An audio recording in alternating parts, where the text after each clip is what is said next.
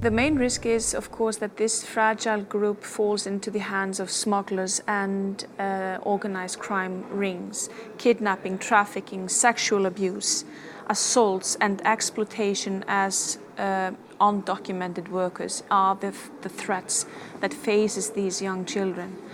And we have to tackle that. And in this report, I'm telling about when we went to a fact-finding mission to Spain.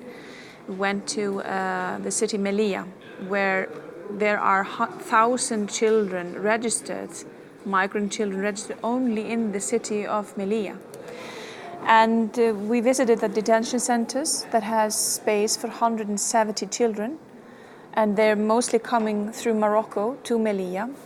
But the fact is that in this detention center, there's about 650 children that is supposed to house 170 children. So you can imagine the situation that they're faced with, overcrowded and not reasonable and secure situation, not at all.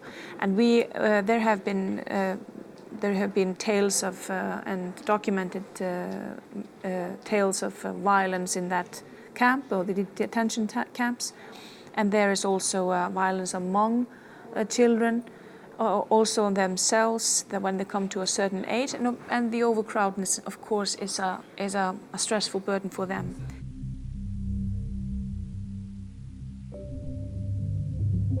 We need to attack this. We have here in PACE and in the Council of Europe, we have done a lot of very good things to bring this matter to the light.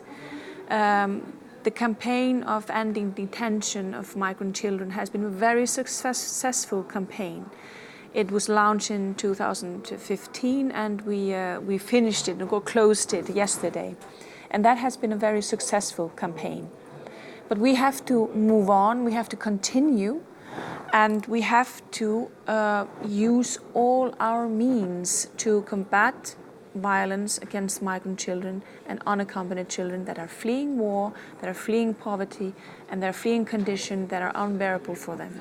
There are lots of good and thorough measurements that are recommended in the report. They are clear, and we have to have a clear recommendation so the member states can take these recommendations and implement that in a clear way in their own legislative parliaments. Forbidding the detention of migrant children, providing safeguard, gender issues has to be,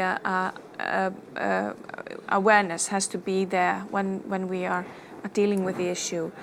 And we also have to implement this holistic measures of age assessment.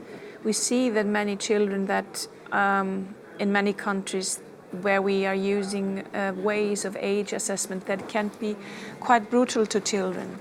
Genital observation, etc., bone structure measurement. These are all measurements that are not very humane, and they can be obstructive to children. But we need, above all, we need to protect this group, this vulnerable group, and we have to do it by all means. And we have the opportunity now, and I was very happy about the discussion, the debate in the hemisphere, where there was a genuine will to among the parliamentarians to attack this violence and stop it.